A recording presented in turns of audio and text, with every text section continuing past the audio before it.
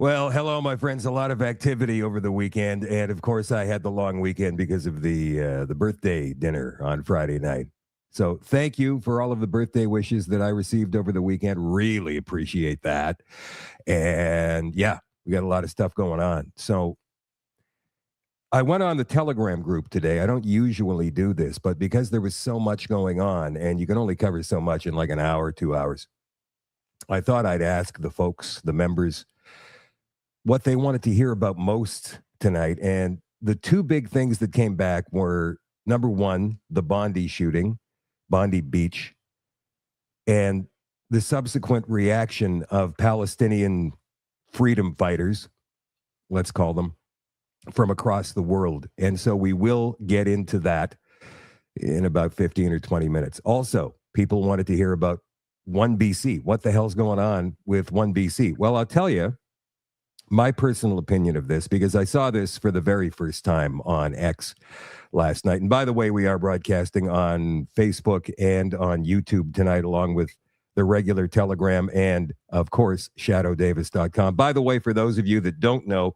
if you want the audio-only version of the show, you can get it on shadowdavis.substack.com. Again, that is shadowdavis@substack.com. I'll throw it right up there so you guys can see. What I do with that is people have been complaining, Shadow, I can't watch your show at night, or I can't watch it in the morning because it always shuts off on my phone. I'm in the middle of doing things. I'm making breakfast. I'm getting coffee. I'm driving. I can't turn the phone on every 30 to 45 seconds. So here's what you do. You download the Substack app on your phone, and you can hear the audio-only version of the podcast the next morning or later that night or 2 days or whenever you want to do it. You won't get the video, but you will get the audio. So there's that. shadowdavis.substack.com. And for those of you who are not subscribed and you want the full show back, I got a lot of messages this past weekend from people saying, oh, I miss your show so much, and you just went off and I can't find you. Yeah, the show's been going on every night since we went off social media. We will be coming back on social media every couple of weeks or so. It's not going to be a regular thing, but we will do it from time to time like we are tonight. We're missing Rumble and X tonight for different reasons, but we do have Facebook and YouTube again, along with the regular Telegram and shadowdavis.com. If you want the full show with everything in it, usually about 2 hours on average every night, subscribe. You can do it monthly. You can do it yearly. shadowdavis.com. That's SHADOEDAVIS, all one word, shadowdavis.com. It's right there. Do not subscribe. People have been messaging me, and how come I can't get your show? I just subscribed. What do you mean you just subscribed? Well, I subscribed on Facebook. Why did you subscribe on Facebook? I have been telling you for 2 years, shadowdavis.com. That's the place to go. There's the website right there, right on your screen. Go become an all-access member. Again, you don't have to do it for the year if you don't want. There's a monthly option as well. If you want to just stick your toe in the water, you can do that. And again, don't forget the Substack, shadowdavis.substack.com for the audio-only version of the show whenever you want it. Okay, what the hell is going on with OneBC? We've talked, I'm just going to get back to that. We've talked about there's no political solution. I've had so many people on my show over the past 5 years saying that that's the case. There's no political solution because once you get into the system bastardizes you and you become a part of it. Whether you like it or not, somebody gets to you eventually, or you become so frustrated with the actual way the system works that you have to get out. You can't take it. And then the party system is a whole other thing where you've got the party leaders coming to your office, knocking on your door and saying, hey, by the way, you have to vote this way during the next vote in the House. What do you mean I have to vote this way? My people don't want that. Yeah, well, we do. So that's what you're voting for, period, bottom line, or you're out. That's how they work it. That's called the whip system. And, you know, Jordan Keeley is an independent MLA in BC. He's in the Peace River, I think, right in the northern part of BC. Well, not way up there, but somewhere in the middle. And he says he's going to remain an independent because of exactly what's happened this past weekend with OneBC. I do believe their intentions have been nothing but good. They only have the two members in the legislature right now. That's Dallas Brodie and Tara Armstrong, and they were at each other's throats this past weekend, and we've got three different versions of the story for you. One from the Canadian Press, one from Juno News, one from the good old CBC. So let's get down to it here. And this is a shame because I believe they were picking up momentum and going in the right direction, but internal disputes. And another thing, why is it that whenever conservatives in Canada, and again, I use that word in quotation marks because I think, what's a conservative at this stage of the game anyhow? Somebody who thinks in common sense terms, somebody who doesn't want to deal with all the BS crap that's going on in the streets right now, somebody who believes that a man cannot be a woman cannot be a man. Basic stuff that we took for granted 5 years ago. I mean, what the hell is going on? So why is it then that a conservative party in this country can't seem to hold itself together? Is it ego? Is it a difference of opinions so vast that we can't come up with some compromise somehow, some way? And why does it always somehow have to make it out into the public?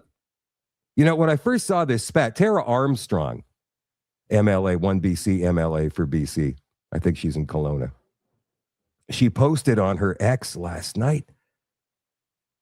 And my response was, this is not the place. Tara, this is not the place. Like, whatever problems you're having, and at that point, I didn't know what the problems even were yet. Just keep it to yourself. There's no need to come out with this right now. I mean, what are you doing? You're killing yourself here. Why? And then you start thinking after a while, the NDP are scared of OneBC. They're not scared of the Conservative Party because the Conservative Party in BC is absolutely a disaster right now. Even though Aaron Gunn seems like Aaron Gunn is going to make the decision to become the leader or run for the leadership of the Conservative Party of BC before Christmas. He's currently an MP, a Conservative MP representing part of Vancouver Island. But the Conservatives are not a frightening entity right now for the NDP, the ruling NDP in BC, and their agenda continues to move forward. But OneBC was starting to make some impact. OneBC was making sense to a lot of British Columbians, and this happens. It boggles my mind how this could happen unless the NDP, the Marxists, somehow have operatives working inside even OneBC, a small operation like that. It's possible. I wouldn't put anything past them. Politics is a dirty business after all. So let's get to these stories here. OneBC party split over staffers' disgusting views on race and Jews, says ex-leader. And by the way, for those watching on YouTube tonight and for the algorithm, there is going to be some pretty sensitive material on the show tonight, just so you're aware. BC legislator Dallas Brodie, whose OneBC party has removed her as leader, says the split happened after colleagues tried to stop her from firing a caucus staffer whose views on Jewish people were disgusting and anti-Semitic.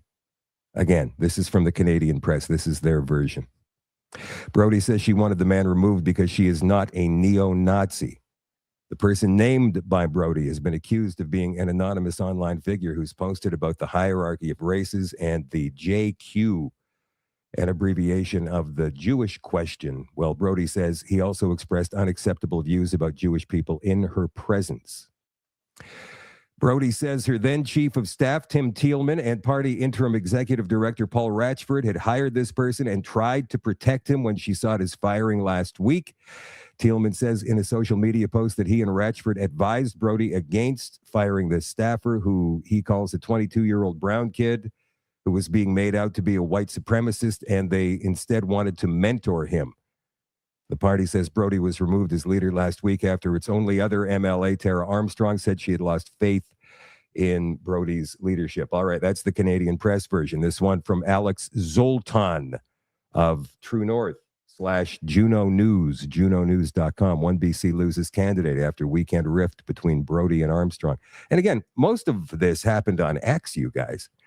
And the other thing I find absolutely deplorable about this, when I said, hey, do we have to expose dirty laundry in public like this. There was all of these supposed right-thinking, logical-minded, conservative X accounts just swirling over this story like a bunch of freaking vultures. Have they forgotten what we're actually doing here? We are trying to fight a monolithic enemy. And these guys are busy picking nits with each other.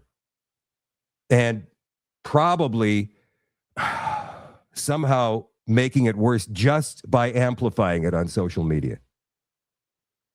And I believe Tara Armstrong, or somebody close to Tara Armstrong, was the first to post about this, which is absolutely, you did not have to do this. What are you hoping to achieve? It didn't make any sense to me whatsoever.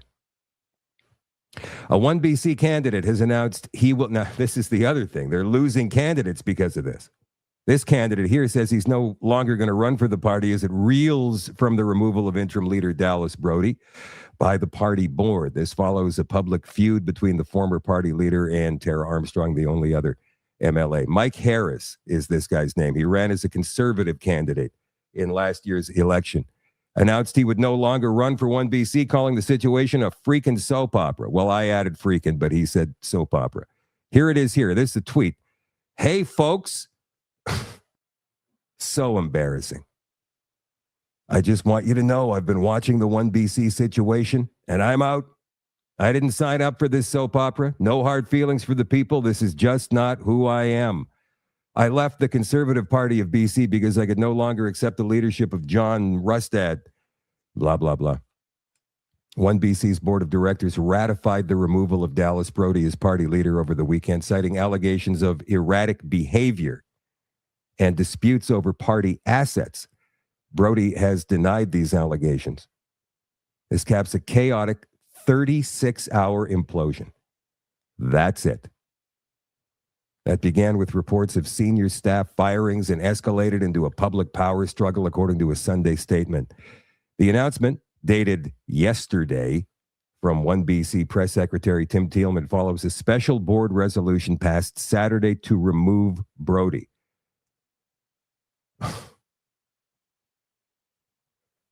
The board alleged it has launched an external investigation into what it called unauthorized attempts to access sensitive data.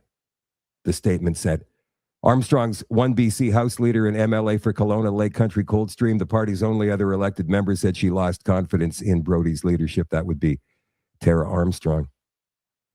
The turmoil first erupted publicly just days before, marking a swift unraveling for OneBC.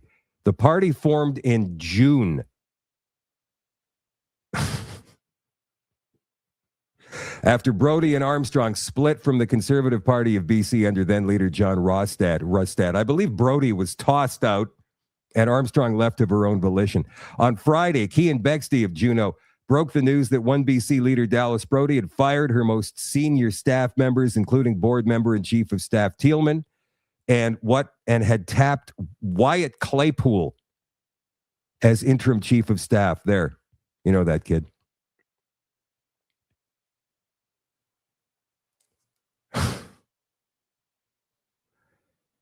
Hours later, at 12:40 p.m., OneBC interim executive director Paul Ratchford praised Thielman on X, crediting him for the party's documentary Making a Killing, which, by the way, has been seen 1 million times now, but I'm not sure if it's going to matter anymore because of this. Armstrong amplified the post, signaling a caucus rift. There's 2 people in the freaking caucus.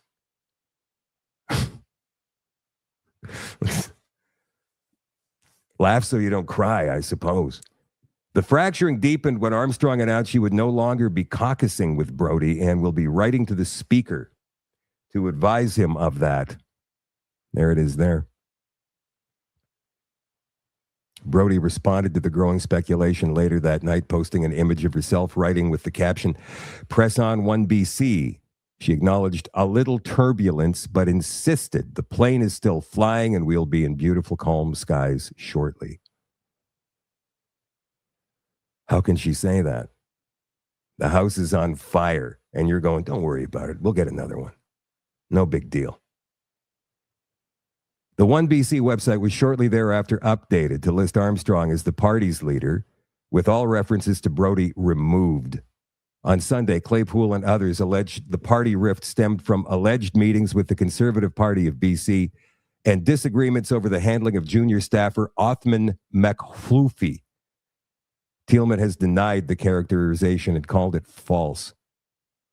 With only 2 MLAs in the BC legislature, OneBC's official party status in the legislature hangs in the balance under the province's rules, requiring at least 2 sitting members for recognition and all that funding as well. I wonder if CBC has bastardized the story at all.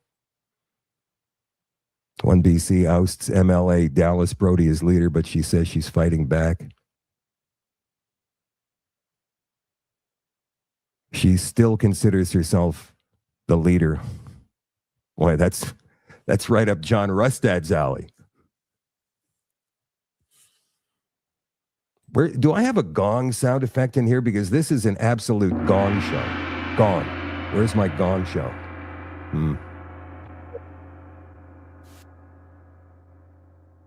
That wasn't very satisfying. Let me do it again here.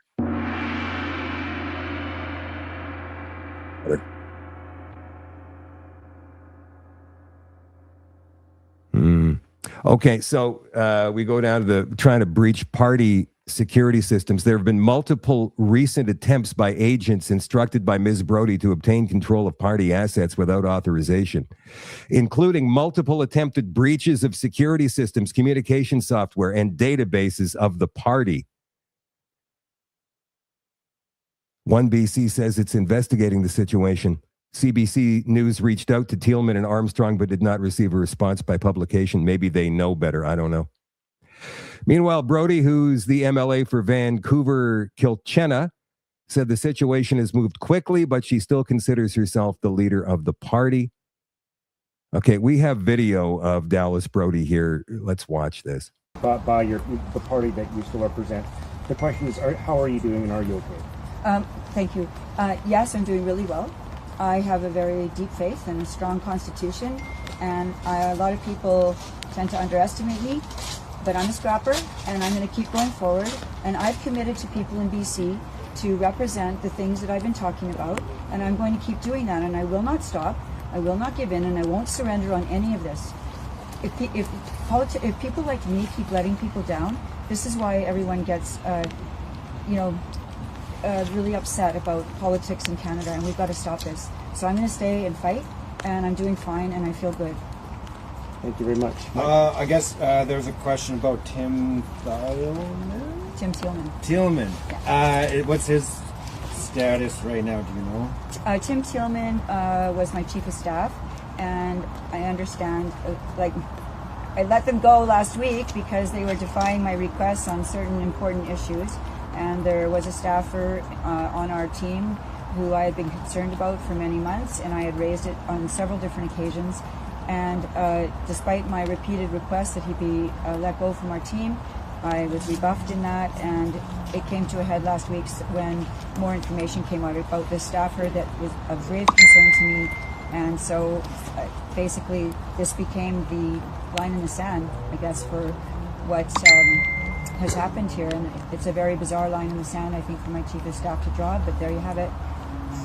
You with me? That's good. We're good. Thank you very much. Okay, thank you very much. Okay, and...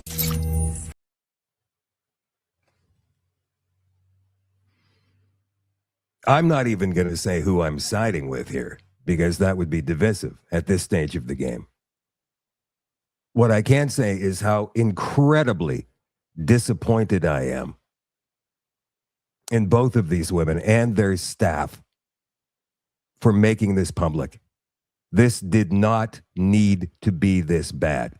But now you've got all the left-wing corporate media all over it too, and people have lost confidence. And I want to send a message right now to OneBC and anybody else thinking about getting momentum going with some kind of conservative party or movement in the future anywhere in this country. Keep your dirty laundry in the closet, number one. And to Tara and to Dallas, I want you guys to understand something. You were the only ones who were speaking up, and you had the voices inside the BC legislature to be able to speak up against this stupid land claim stuff that's going on, and the land grab that is going on, and the land acknowledgements and all of that stuff, and the SOGI. So many people, not just in British Columbia, were depending on you because you are, like I just said, you are some of the only politicians who have seats in government speaking up about this. There are people in Ontario right now watching you. There's people in Manitoba, Saskatchewan, Alberta, Maritimes, up north, Quebec. They're watching you going, yeah, we could do that here. We can do that here. We can get a voice. We can fight back. Only to see you guys completely and totally shoot yourselves in the foot over petty, bickering nonsense. And then make it public. So you've got the left-wing corporate media involved. You were doing so well. And now I don't believe there's any redemption going forward. You can't say the plane's still flying and we'll be out of turbulent sky. You can't say that because the damage is done. Now, I know there's probably a lot of people out there who don't know about this, but they should. Now that it's out there, this is an absolute example of what not to do. You know how we haven't heard a lot of this lately, but back in the day when social media was a thing, and before all of these professional sports teams instituted policies about usage of Twitter, usage of social media in general, in order to bitch, you'd have professional athletes out there bitching and moaning and complaining about their playing time or the money they're making or the quarterback they're using or I should be on the first line of the power play. Like that does not make you a good teammate. That makes you a whiner. That makes you selfish. And when you've got an entire team of people, an entire country of people rooting for you to be able to go and take this monster on, head on, face to face, for you guys to do this to yourselves? It's amazing to me. Here's the statement from Dallas Brodie today. Since I was elected as an MLA and since I became the interim leader of OneBC, my commitment has always been to my constituents, to the party members, to all British Columbians. My values haven't changed. My vision for BC hasn't changed. My policy positions haven't changed. My team and I worked very hard. I couldn't have done this alone. For months, I've been raising concerns with my then Chief of Staff, Tim Thielman, and interim Executive Director of the party, Paul Ratchford, about a staffer, Othman McLoofy. New information was brought to my attention a week ago about values Othman has expressed publicly, online and offline, that are absolutely incompatible with my personal and OneBC values. This last week, instead of removing Othman from the OneBC caucus team, which I had verbally requested 3 times by that point, Tim Thielman decided to terminate a different member of the team for raising issues about Othman. This was a clear attempt to censor all conversation about an employee Tim Thielman and Paul Ratchford were uniquely protective of. After the wrongful termination of the other team member and in light of new information about Othman's activities that was shared with the executive team, I set a written demand that Othman be removed from any position with my caucus and the party. Tim Thielman and Paul Ratchford deliberately subverted the order to remove Othman by carrying out his termination on caucus side while simultaneously hiring him onto the party side of OneBC. So that's subversive as far as I'm concerned. When the leader gives an order to do something, whether you agree with it or not, you do it. There was clearly more going on than I had previously been aware of. I pulled on a thread that seemed to risk unraveling something that Tim Thielman and Paul Ratchford did not want to be touched. Now my team is being told by individuals familiar with the situation that they knew Othman and Paul Ratchford were in contact with the BC Conservatives executive team without our knowledge to pass information and make deals. That's an allegation. That's not a fact.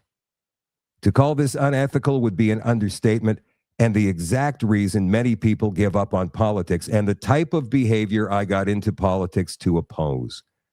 I understand that many people are worried, frustrated, and disappointed. I want to assure you that my values, my visions, and policies are unchanged, and I am committed as ever to upholding them and to fighting for excellence and prosperity of British Columbia. Then Tim Thielman writes back, your statement is false and defamatory, as well as an exhibition of extremely poor judgment for an MLA to malign multiple staff members publicly.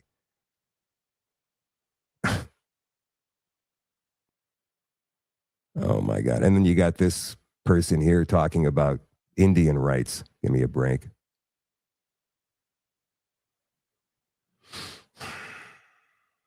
Oh, there's Jamie Nix. He's got a new song out, by the way. I put it up on the Facebook in case you guys want to go listen to it. All right, Tara Armstrong writes, I want to take a moment to speak openly and from the heart about the recent events at OneBC. And again, this is the new leader or interim leader of the party, I suppose, and the rationale behind the decision I've come to.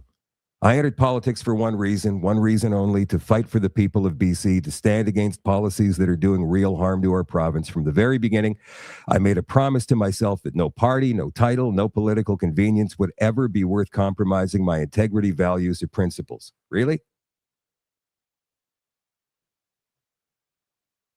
This is how backroom shenanigans affect the politicians who are the front line of the party.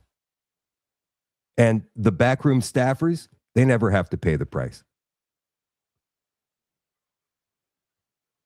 That commitment is what led me to stand beside Dallas Brodie when she was unfairly removed from John Rustad's caucus. I believe in her, and until recently, I defended and supported her as leader of OneBC without hesitation. That same moment in time also brought me together with two remarkable individuals, Tim Thielman and Paul Ratchford. These are the two guys. Now, what they might be doing, I don't know, because you got one version from Tara, the other one from Dallas. She said. These men, now, what I do know is they both had a great hand in that documentary, Making a Killing. But as far as not following the orders of the leader of the party, that's a huge problem. Huge problem. That's subversive. But Tara says these men stood with us when we exited a compromised caucus and stepped into the uncertainty of serving as independent MLAs in the legislature. Together, Tim and Paul helped build OneBC from the ground up. They poured countless hours, energy, and belief into a shared mission. Their political instincts, leadership, and dedication are a major reason OneBC grew into an ascending movement in such a short period of time. Through this, I gained a profound amount of respect and loyalty to both of them. That's why the events of the past 2 weeks have been so shocking and deeply painful. Leadership is revealed most clearly in moments of strain. Long days in the legislature, mounting pressure, internal disagreements tested all of us. Differences of opinion, particularly surrounding a junior staffer, were not the core issue. What truly mattered was how those challenges were handled, whether there was openness, communication, empathy, and a willingness to listen, adapt, and lead by example. After days of silence by the leader, Dallas, and the sudden removal of the very people who helped build OneBC without conversation, explanation, or accountability, I was left with a profound sense of sadness and disbelief. What followed, including an unauthorized data breach that was admitted to me in writing, placed me in an impossible position as a board member and crossed lines I cannot ignore. This decision has not come easily. I make it with a heavy heart, but I also make it with clarity, conviction, and fidelity to the principles that brought me into public life in the first place. If we seek the opportunity to lead, we must accept the full responsibility that leadership demands. And when we fall short, we must be willing to own that as well. This sounds like it was written by a political staffer to me. That's just the feeling I get. I can't tell you for sure. I will always be grateful for the moment in time that allowed us to work together so effectively and to bring meaningful and principled voice into the legislature. At the end of what's been a very difficult time, I will close by saying this. My voice remains, and I will always fight for what's right. So, This is the guy, Wyatt Claypool here, who was brought in, I believe, by Dallas Brodie as a staffer on a part-time basis. He claims working for next to nothing, peanuts. And when Dallas removed Thielman, she made Wyatt the interim chief of staff. And I think Wyatt Claypool is like 24, 25 years old. Politically savvy, but not really experienced. So what he says here, you're not speaking openly. You're putting out a bunch of corporate garbage for throwing Dallas Brodie under the bus and smear her reputation. I know. I was there, and you refused to let Dallas Brodie even explain the issues that were going on. You simply yelled at her alongside Tim and Paul and refused to listen to any staff members who could confirm Dallas's story of what was happening. It really shows your commitment to truth ends when it's convenient for you. The fact that your statement doesn't even mention Othman and his unethical behavior that you refuse to correct is quite something. You even supported Tim Thielman firing an employee who rightfully complained about Othman, but then became bent out of shape when Dallas corrected the situation and removed those who are actually causing chaos. A divide in what? A 4-person staff? Okay, I tell you what. If you can't keep a 4-person staff and a 2-member caucus together, 6 people in total, how the hell are you going to run an entire province? I understand that you probably have the ethical objectives that we all share. Truth, sensibility, common sense, all of that stuff. But you got to be able to work well with others. You got to be able to play in the sandbox, baby. All of you. I'm not, like I said, I'm not going to take sides on this. I don't know the whole thing. It doesn't even matter whose side you take. What matters in this situation is that you guys, all, OneBC, all screwed up. That if you can find a way to put it back together, that'd be something. But it's going to take a lot of healing right now from the people that were supporting you, because what happens in situations like this is, especially with a party like yours who are fighting for what's right, you know, anti-politics. You guys are about truth and fairness, and you're the anti-political party. And now look, all this. And so for a party like you to expose your dirty laundry like this, it's going to take a very long time for you to build back trust, if ever, with British Columbians and Canadians in general. And the other thing, I'm sad to say, is that anybody else in this country who was considering maybe trying to take a stab at coming up with something real like OneBC is now going to go, F that. I'm not even going to bother. If that's the way it is, forget about it. Now, if you want to talk about problems, political problems, let's focus on this here. You've got Pierre Poilievre losing another MP last week. Another MP, Michael Maw from Toronto Markham, crossed the floor. Now, Sam Cooper from the Bureau on Substack is saying that this guy comes from a dirty riding, which is pretty much run by the Chinese Communist Party, right? So it doesn't matter what party you elect in that riding, they're all going to be run by China or the Chinese triad gangs, whatever. So Poilievre here is saying on left-wing corporate CTV that Carney's liberals are counterfeit conservatives. Counterfeit conservatives. Poilievre says, well, Carney likes to copy his ideas, ending the consumer carbon price, for example. His government won't do what it says it will. Carney is seen widely to be moving the liberals to the political center after years of more center-left policies under... You see, left-wing corporate media, they don't even go... Do they actually see Justin Trudeau as center-left? Like, this is the problem in this country. The political visions are so skewed. No, he's not center-left. Justin Trudeau is a Marxist. He's as far left as you can get without falling off the edge. Wow. Stephen Guilbeault, Trudeau's environment, blah, blah, blah, blah. Carney did not make himself available for a year-end interview like Poilievre did, kind of, sort of. Tim Hodgson is the Liberal Minister of Energy. And apparently he's the one who's been brokering these deals between Conservative MPs to come to the Liberal Party so they can have a majority. Remember, after last week's floor crossing, the Liberals are now 1 seat short of having a weak majority, but a majority nonetheless. And Hodgson did a press conference. Here's what he had to say. You're 1 away from a majority now. Do you think you can convince more to come over? Is there some people ready to defect? Let's say I'm getting lots of inquiries. Let's say I'm getting lots of inquiries. Really? Okay, so who are you talking to?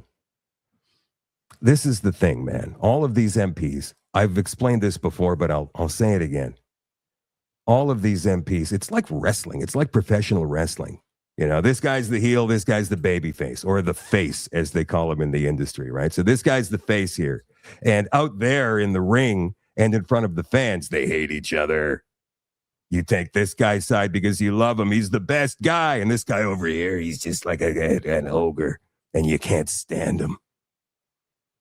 And then backstage, what's happening after? They're having beers together. They're going out to bars together. That's what these MPs do. The day before Michael Ma left the Conservative Party, he was at the Conservative Christmas party dancing up a storm, apparently. Next day, he's a Liberal? What? You know, if I was a party leader in Ottawa, or anywhere for that matter, it would be a rule of mine. I'm not sure if I could actually enforce this. Might be unconstitutional, picking your friends and all that. If I see you guys rubbing shoulders with a Liberal or an NDP anywhere outside of the House of Commons, if I see you in a car by accident at a stoplight, you're fired. You're out. You cannot be seen hobnobbing with the enemy. You just can't. Well, we're all supposed to get along, really. It's supposed to be a cordial situation. Look, under normal circumstances, I totally understand. I get it, right? I mean, you guys, you know, maybe she's hot and she thinks you're hot and you're a Liberal and she's a Conservative, but who cares about that stuff? Because she's hot. And so you get together. There's all kinds of that stuff that happens in political circles. I mean, you guys have worked in offices. You guys have seen that kind of crap, offices, romances, you know, she's a boss, he's an employee, and you're not supposed to, you know, according to, you know, staff rules, but you do it anyway and you keep it on the down low. It happens. But are secrets being shared here? Party secrets? This is what happens in the party systems. Jordan Keeley is right. I'm not sure if you guys follow Jordan on social media. Like I mentioned before, he's an independent MLA in BC, but independent is the way to go. Independent. I'm not even sure if our system could work like that. 343 independent MPs all fighting for their own ridings and voicing their own concerns. My goodness, what a nightmare that would be. There's got to be a better way. There's got to be a better way. So we're going to get to the Bondi Beach, Australia mass shooting in just a second. From Sue today, there is, and the Canadian press, because people are wondering, well, I mean, we're seeing all this violence all over the world, and we do have some videos to show you guys from other places in Europe regarding Palestinians, protests, intifada, and all of that. They're coming up in just a couple of minutes. And so people are naturally and rightfully asking, is something going to happen in Canada? I mean, we've seen a lot of this crap in Canada. No imminent threat of attack in Canada following the Australia shooting. That comes from CSIS itself. So feel safe. Like, what are they going to say? Oh, yeah, man. Could happen anywhere. You never know. Really? CSIS says it sees no indication of a specific threat in Canada following the mass shooting at a Hanukkah celebration in Australia over the weekend. However, an intelligence brief prepared by the Integrated Threat Assessment Center of CSIS says there is a realistic possibility of a violent extremist attack taking place in Canada, including one targeting the Jewish community. Says it can't discount the possibility of violence from a lone actor or small group, which could happen with little or no warning.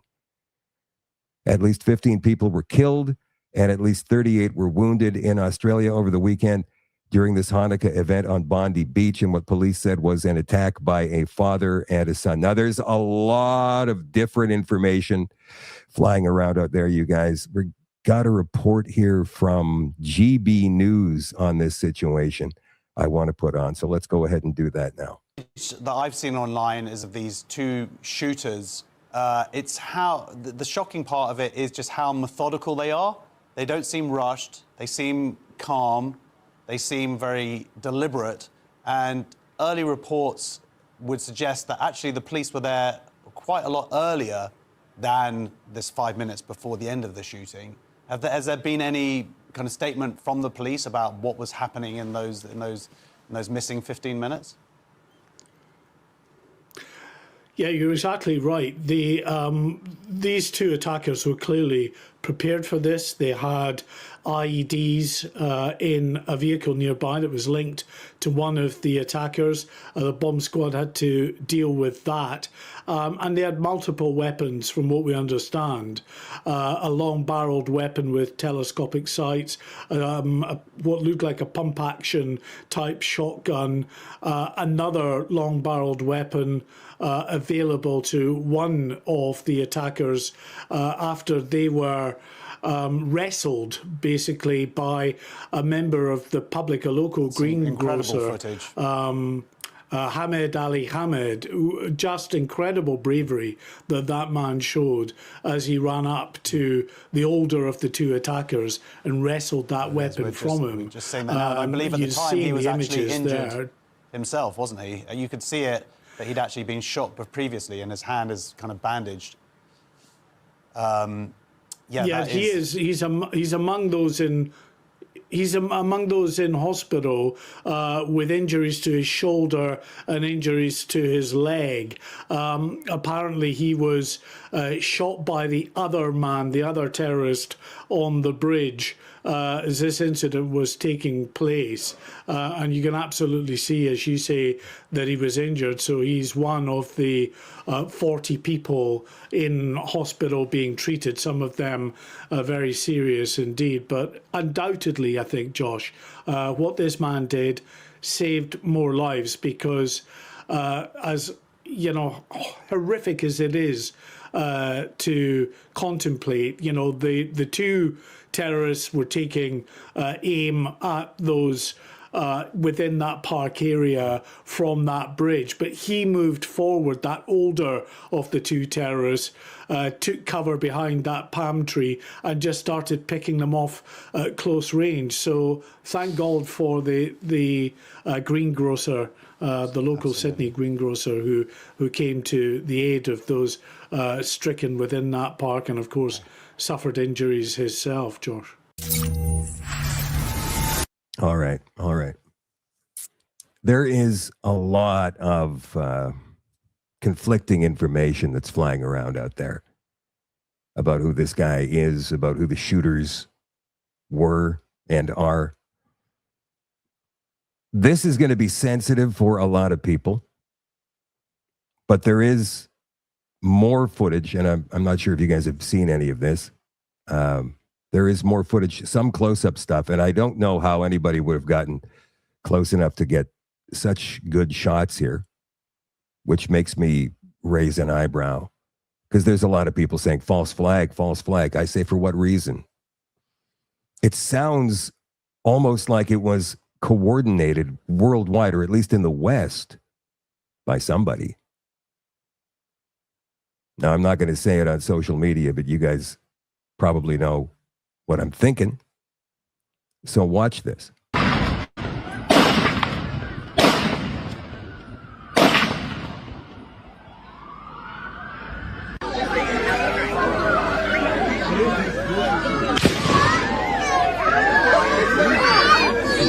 Там же полицейские.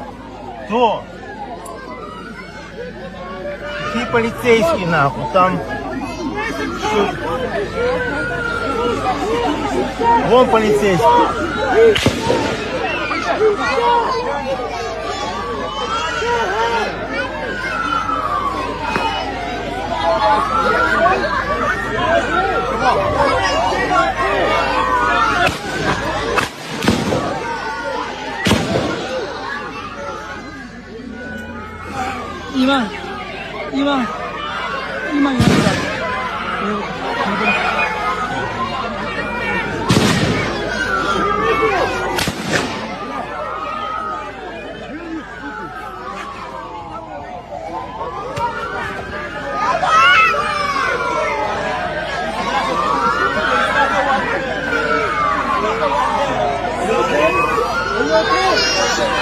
Now, people are saying that it took police, even though there's a police station like 400 meters away from the area where the shooting was happening, it took them 40 minutes to arrive.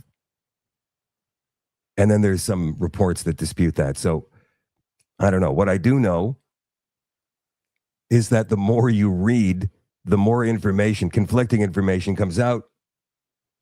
The one thing that everybody does seem to agree on is that Australia has come out and said, we will toughen our gun laws.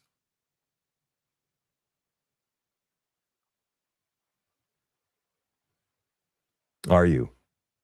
You have among the toughest gun laws in the world as it stands now. It's near impossible to get a firearm in Australia, which is exactly how they wanted it for a very, very long time. And those laws were changed after a mass shooting that took place in 1996.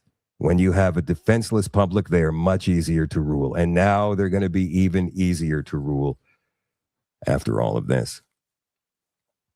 And then there's all of these other things that happened coincidentally just this past weekend. We've got an Intifada march that happened in, I believe this is in Berlin.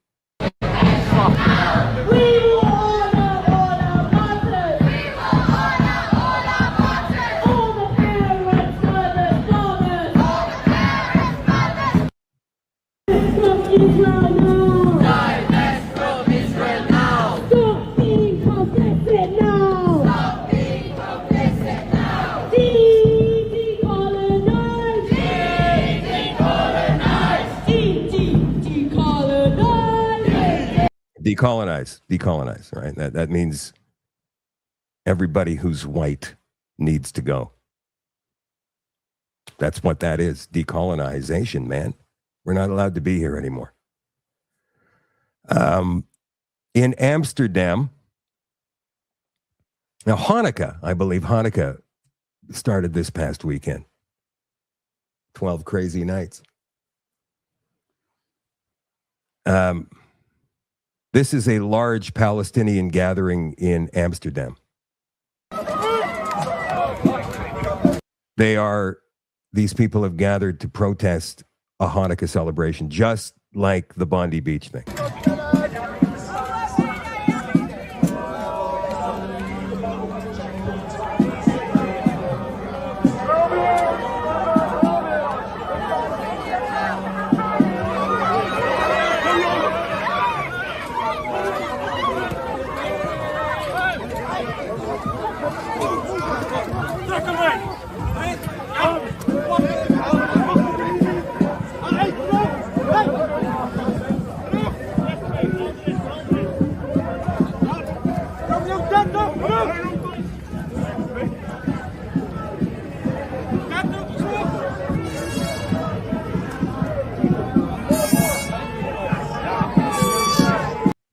Okay, we don't need to see any more of that. You guys get the general picture.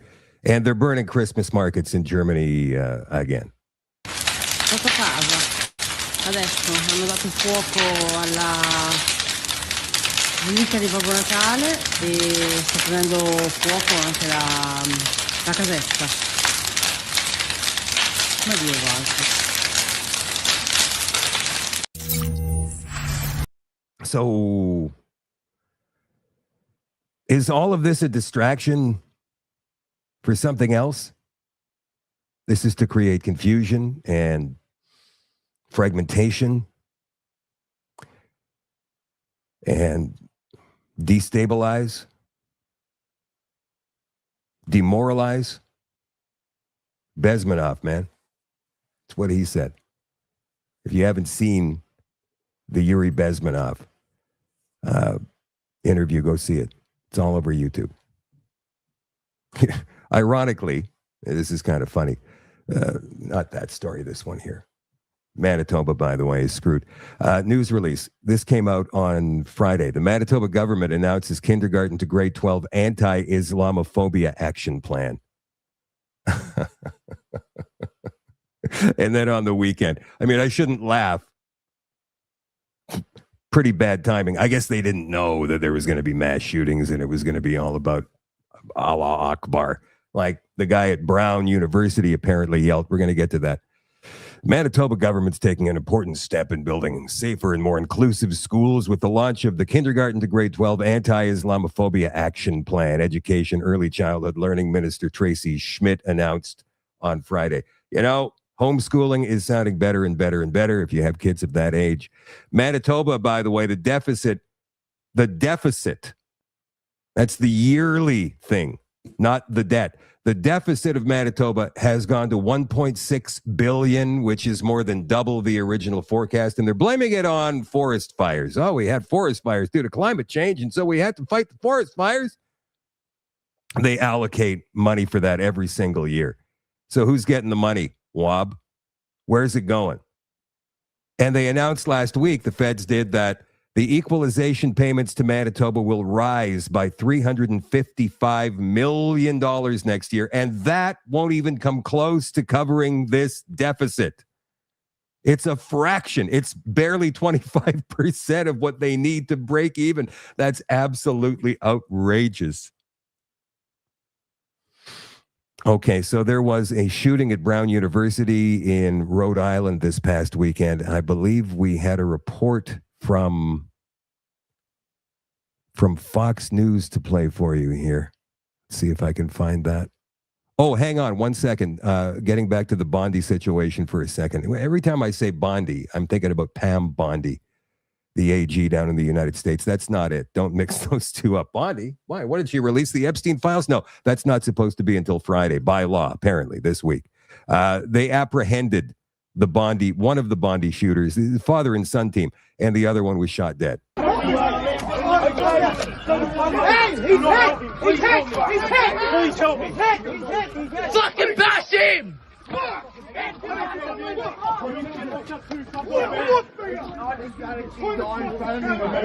of there, get out! I'm trying, brother. I'm trying.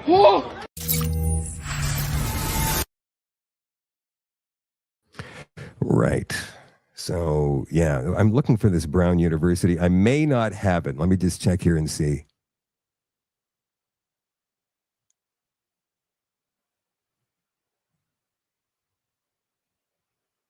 It's one of the very last things that I was lining up for tonight and quite possibly closed out before. Oh, no, here it is. This comes from Fox News. Listen to this. Into police. I mean, the reality is that this is a 7-story physics and engineering building that was unlocked, but this individual went to a specific classroom that was essentially in a study session for an exam on economics and chose that classroom. And we know from a witness inside that this gunman yelled something. We don't know what this individual yelled and then began shooting. We also know. Okay, so Laura Logan on X claims that what this man yelled was Allah Akbar. That's what Laura Logan says. Can't verify. That this person reportedly used a handgun. So a lot of questions also as to whether or not they recovered that handgun or what kind of ballistics evidence may have led them perhaps to this individual as well. So we have more questions than answers other than the fact that we know the lockdown has been lifted and at least, according to the mayor, this community can breathe a sigh of relief. But hopefully we hope to find out more in the coming hours. They still haven't found the shooter down there at Brown University. And that may have been Laura Loomer who posted that as opposed to Laura Logan. I get those two mixed up. I shouldn't because they're not at all the same. What else have we got going on here? All right. So Let's see here. Should I do this? Yeah, I'm going to do this story. This is kind of a biggie. But I was talking about distractions earlier. So all of this stuff, the demoralization, the fear they're pumping into society right now. Is that to distract us from something else? Something that has been going on the whole time under our noses, but we're looking left, right, behind, in front. We can't seem to get our footing under us because it's always, whoa, whoa. So what do you guys think it is? What is the thing that they are trying to distract us from? Now, there's more than one thing, obviously. And I don't want a great, big, huge, well, it's the Great Reset, Shadow. Yeah, I get it. But what are they trying to divert our attention from here? It's already playing out in the UK. Okay, so Kim's suggesting here that it's surveillance state cameras every 20 feet. Yes, I get that. But to what end?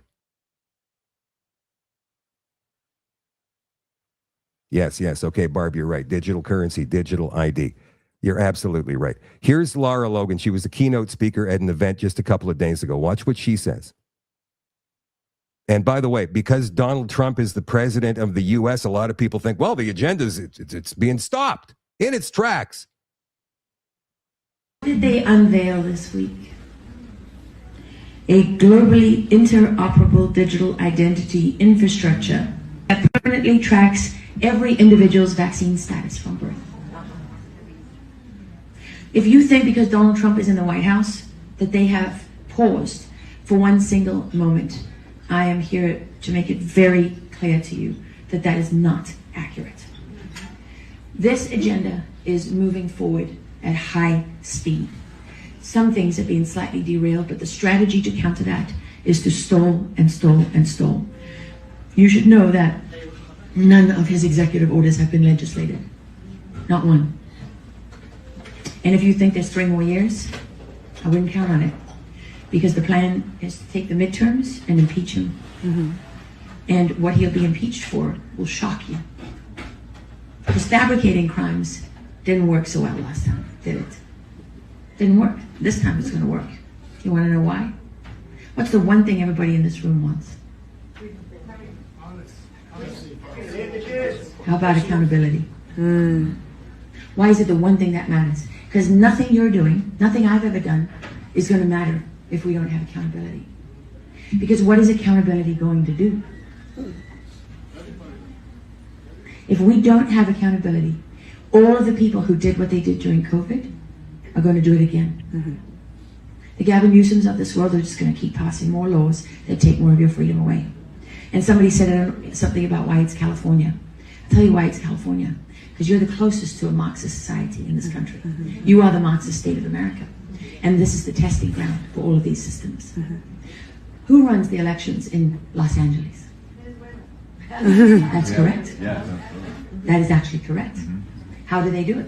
Through Smartmatic. Mm-hmm. Why is Los Angeles the only place in America where Smartmatic still runs the elections? Not because there aren't other types of fraud in other places, but because California is the testing ground for how to create these things and proliferate them at scale and then push them beyond.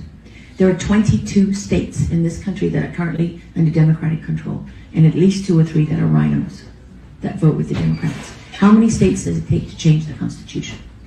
2/3. Mm-hmm. 2/3 majority. So if you think you're safe, you're not safe. Not even close to being safe.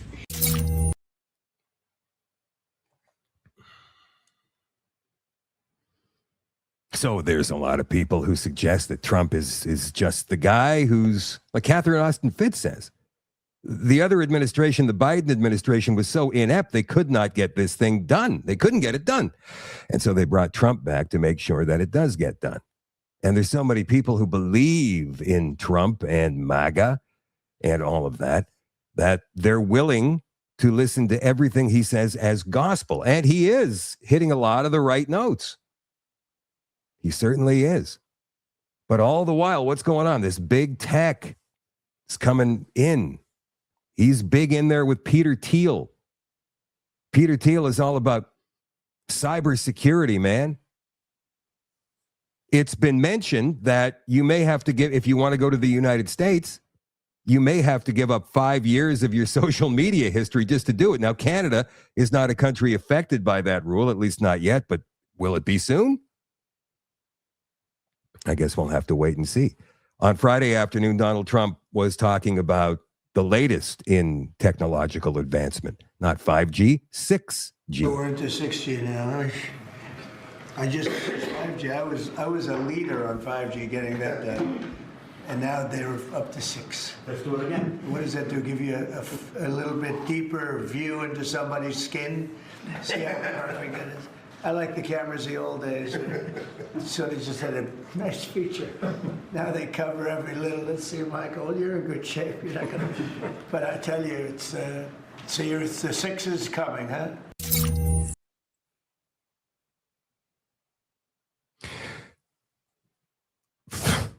6G.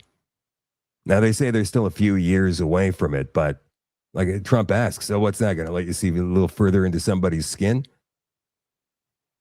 Is it going to allow for all of the particles that have been distributed to so many billions of people worldwide the last couple of years be activated? Digital ID protests this past weekend in the UK in every major city, and there's a big turnout too. Keep up the good work, Alice. Well done, everyone. When I saw it for the first time, Alan! I thought that was a little bit longer. Okay, so that's it for the social media tonight, you guys. Remember, if you want to become an all-access member, you can. You can do it. ShadowDavis.com, all one word, ShadowDavis.com. Go become an all-access member monthly, yearly. Try it out. Give it a shot. And do not forget to join the Shadow at Night community on Telegram. There's almost 800 members there. They are fantastic people, and we'd all love to see you over there. Also, if you want the audio-only version of the podcast, you want to listen without interruption later that night or tomorrow morning or over the weekend or whatever, you want to do some audio binging, you can find me on shadowdavis.substack.com, and you can also look for the Shadow Davis Show on Spotify. The audio-only version of the podcast is there now. We're moving to the extension in just a second on Telegram and shadowdavis.com. For the rest of you, love you all, appreciate you all. Thank you for being here. Good night, and if I don't see you before Christmas, have a Merry Christmas. Hopefully you get to spend time with family and friends. Bye for now.